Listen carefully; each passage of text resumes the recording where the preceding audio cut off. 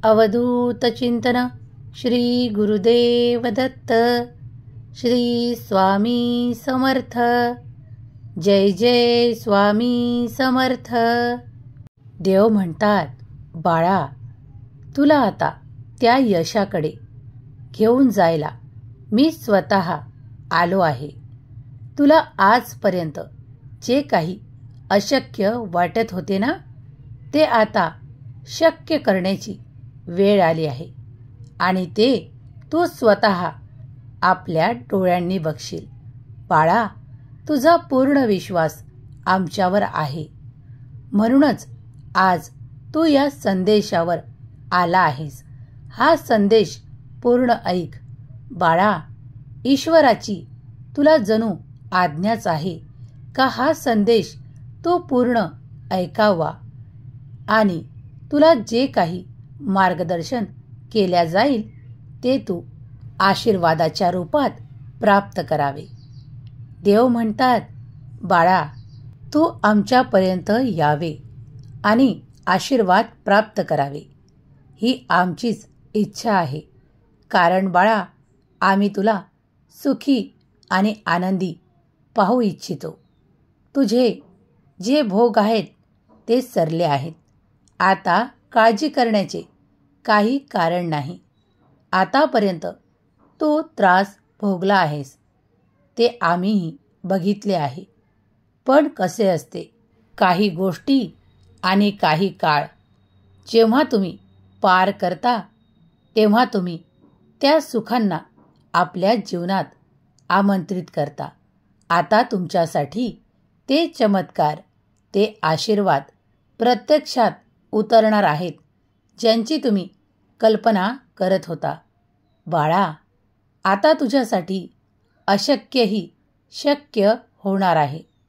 देव म्हणतात, बाळा, तू सर्वात सुरक्षित केव्हा असतोस? जेव्हा तू आमचे स्मरण करतोस.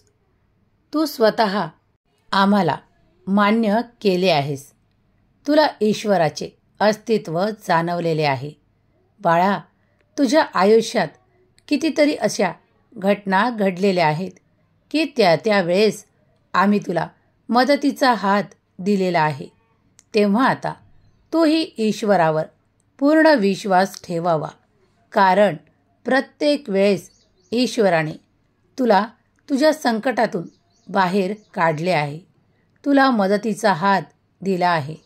बाळा, आताही तुझे जी अडलेली कार्य आहेत ती कार्य पूर्ण करण्यासाठी तू जी आमची प्रार्थनापूर्वक विनंती केली आहेस, त्या विनंतीला तुझ्या आता आशीर्वाद देण्यात येत आहे.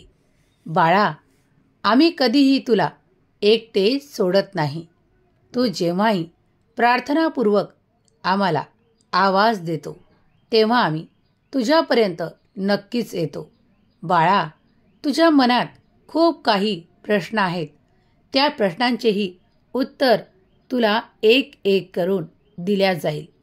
पण आता तुझ्यासाठी जे काही महत्त्वाचे प्रश्न आहेत, ज्या काही अशक्य गोष्टी आहेत, त्या तुझ्यासाठी सर्वात प्रथम पूर्ण केल्या जातील. देव म्हणतात, जो कोणी प्रेमाने, श्रद्धेने, भक्तीने आम्हाला हाका मारतो, आमच्यापर्यंत येतो, आम्हीही त्याच्या भक्तिभावातून प्राप्त होतो आणि त्याच्या जीवनातील अशा काही घटना ज्या त्याला अशक्य वाटतात, ज्या काही इच्छा त्याला अशक्य वाटतात, त्यासुद्धा ईश्वराच्या कृपेने, आशीर्वादाने पूर्ण होतात. बाळा, तूही हा अनुभव लवकरच घेशील आणि तुला ते प्राप्त होईल. हा विश्वास ठेव. आम्ही आज तुझ्यापर्यंत आलो आहोत ते तुला हेच सांगायसाठी का तू जी इच्छा करत आहेस ते लवकरच पूर्ण होईल. बाळा, तुझी अपेक्षा आम्ही जाणतो, ती सुद्धा लवकरच पूर्ण होईल. कधीकधी कोणी खूप रागाने सुद्धा आमची प्रार्थना करतात, आणि आम्हाला विचारतात, देवा, की तुम्ही काय डोळे मिटून आहात, आम्हाला एवढा त्रास होतोय. पण बाळा, तेव्हाही आम्ही तुझ्या जवळपासच असतो रे. पण तुझ्या भक्तीला आणि श्रद्धेला ती परीक्षा समज. कारण कधीकधी जर तुमच्या बिना परीक्षेतच पास होता, तुम्ही पुढे कसे जाल. म्हणून कधीकधी अशी वेळ असते की ती तुम्हाला कठीण वाटते. पण तेव्हाही परमेश्वर तुमच्या सोबतच असतात.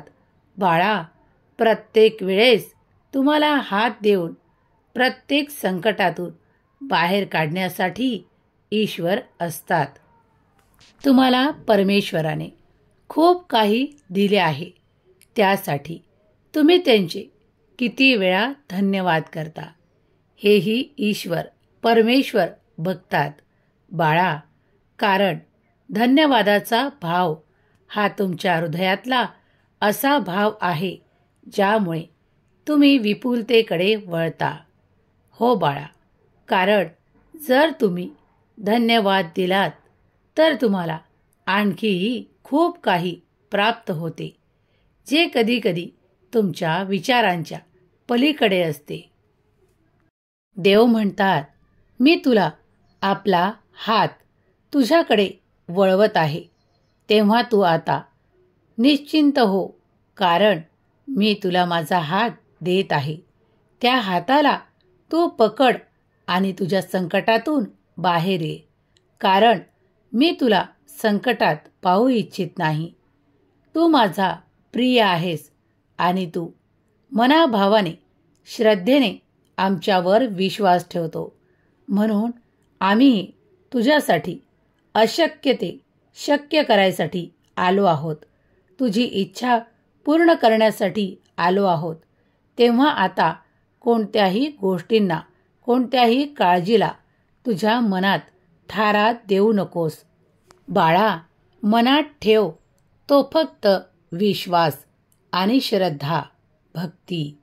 कारण त्यानेच तू आम्हाला प्राप्त करशील. जर यावेळेस तू प्रेमाने आम्हाला हाका मारल्यास तर तुला काहीही कठीण वाटणार नाही.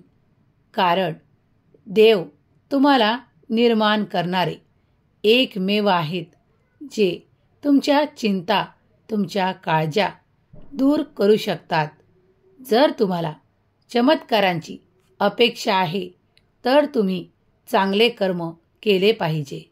बाळा, चांगल्या कर्मानेच चांगली गती प्राप्त होते. तुझ्या पुढच्या जीवनात खूप काही आनंद तू मिळवणार आहे. पण त्यासाठी तुला पुण्यही प्राप्त करावे लागेल. पुण्य कोणत्याही दिशेने तुला कमावता येईल. कारण त्यात सर्वात आधी तुला ईश्वरावर पूर्ण श्रद्धेने आणि विश्वासाने काही मागायचे आहे, तर तुला हा विश्वास देखील ठेवावा लागेल की देव माझ्यासाठी जे काही देतील ते माझ्या भाग्यात नसून ईश्वराची योजना आहे आणि ईश्वर मला तेच देत आहेत जे माझ्यासाठी योग्य आहे. तेव्हा बाळा, ईश्वराची तुला आज्ञा आहे की तू ईश्वराच्या मार्गावर चलावे, चांगले कर्म नेहमी करावे, ईश्वर चिंतन करावे. कारण तुला त्यामुळे तुझ्या कोणत्याही संकटांना, तुझ्या कोणत्याही मार्गांना ईश्वर चांगल्या मार्गात रूपांतरित करतील, चमत्कारात रूपांतरित करतील. यासाठी तुम्ही सुद्धा ईश्वर चिंतन केले पाहिजे. देव म्हणतात, तुझ्यासाठी जो काही प्रकाश मी पाठवत आहे त्यामुळे तुझे जीवन लख प्रकाशमान होईल आणि त्यात तू ईश्वराची प्रतिमा बघू शकशील. बाळा, तुझ्या हृदयात तू आम्हाला स्थान दिले आहे, तेव्हा आता काळजी करत बसू नको. देव म्हणतात, तुझी काळजी तू मला सोपव. तुझे प्रश्न तू मला सोपव. कारण मी तुझा असा सामर्थ्यशाली ईश्वर आहे, परमेश्वर आहे, तू ज्यावर विश्वास करतो.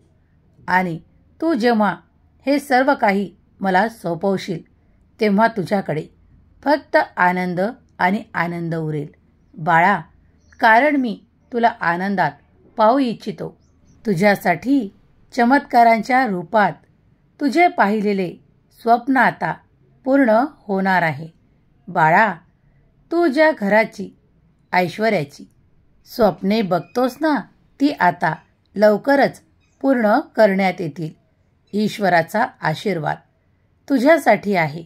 भिवू नकोस, आम्ही तुझ्या पाठीशी आहोत. तुझा खडतर प्रवास आता संपुष्टात येत आहे. तुझ्यासाठी योग्य मार्ग ईश्वर निवडून देत आहेत. त्या मार्गावर तू चलावे, प्रगती करावे, सुखी राहावे, आनंदी व्हावे. ही ईश्वराची तुला आशीर्वाद भेट आहे. सुखी रहा बाळा, तुझे कल्याण होईल.